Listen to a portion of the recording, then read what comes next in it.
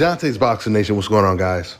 Well, Teofimo Lopez has finally outdone himself. He actually broke records in a Jermaine Ortiz fight, or at least he broke his own record, managing to sell more tickets than he had ever sold before. That's right, an arena that holds 12,000 seats, Lopez was able to sell 6,000, 1,000 more than Teofimo has ever sold before. Not only was the top section 95% empty, but there were rows of empty seats throughout the entire arena from top to bottom. And these images are during the fight. Now let me give you guys some serious contrast. Teofimo, aka the A-side, the man that always claims to be the biggest star out of his rivals. Let's take a look at how much the tickets were going for. Lopez versus Ortiz tickets range from $40 to $504. Keep in mind, guys, Teo is the same person that was trashing Devin Haney's numbers. He said that Devin Haney was selling tickets for $10. Let me show you guys the actual numbers. The tickets for the Devin Haney versus Regis Prograis fight range from $57 to $2,500. And the fight sold out with over 15,000 fans. You know, it's crazy when I think about it because we don't even have to compare what Devin Haney did against Regis Prograis to what Lopez just did against Ortiz. Because when Devin Haney fought Jorge Linares, he fought in that exact same arena that Lopez just fought Ortiz. And when Devin Haney fought there, it was a sellout. He sold out the arena. And this is before Devin Haney became as big as he is now. This was when he was still almost considered somewhat of a prospect, a young champion that hadn't really accomplished a lot at that time. And he managed to sell twice as many tickets as Lopez just sold last weekend against Ortiz. And we don't even have to bring up Gervonta's numbers because we know he always sells out when he fights. So these are horrible numbers for Teofimo. And guys, that's not even the worst of it. Only 580,000 fans tuned in to watch this fight for free. At this stage in Teofimo Lopez's career, he's supposed to be averaging over 1 million views, especially when the fight is free. It's not on pay-per-view. Because when Devin Haney fought George Kambosos the first time, he raked in 1.3 million views. And we're talking about the US views only. This doesn't include the Australian views. So Devin Haney, he doubles and triples Teofimo Lopez when it comes to everything.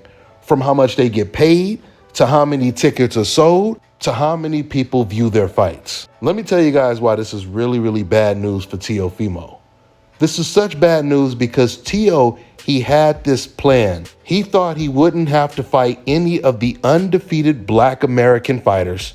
He could just continue to fight the non-Black fighters, and eventually he would become just as big as Gervonta, just as big as Devin, and never have to fight them. He was trying to follow in Canelo's footsteps when Canelo moved up to 168 to avoid all the champions at 160. This is exactly what Teo attempted to do.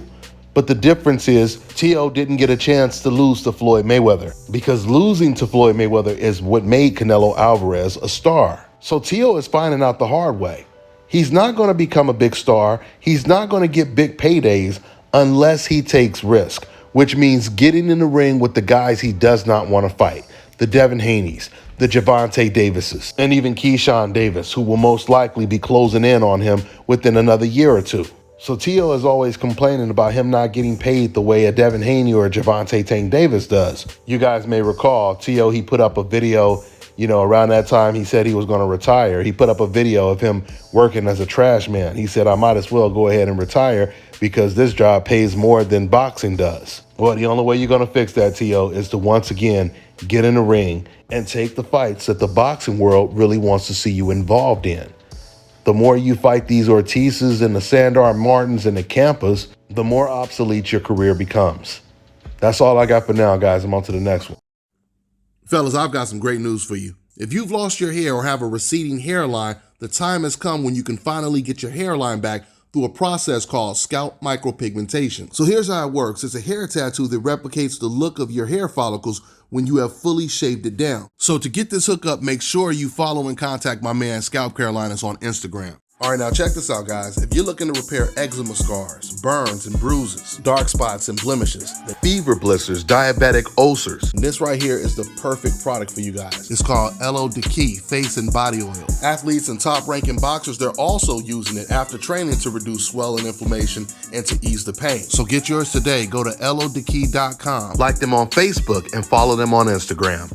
Let me tell you guys about Issa Israel Law Firm. It is a full-service legal practice based in Denver, Colorado, an emerging hub for combat sports and high-altitude training. If you're a fighter inside or outside of the ring and you need a law firm you can trust to fight for you, visit thefighterfirm.com or email help@iilawfirm.com. Legal representation is usually limited to plaintiffs or defendants in Colorado, but iFirm can help anyone in the world with trademarking their business name, logos, and U.S. immigration issues. This brother has been my attorney for a while and helped guide me through all kinds of business and civil issues, so make sure you guys go to thefighterfirm.com.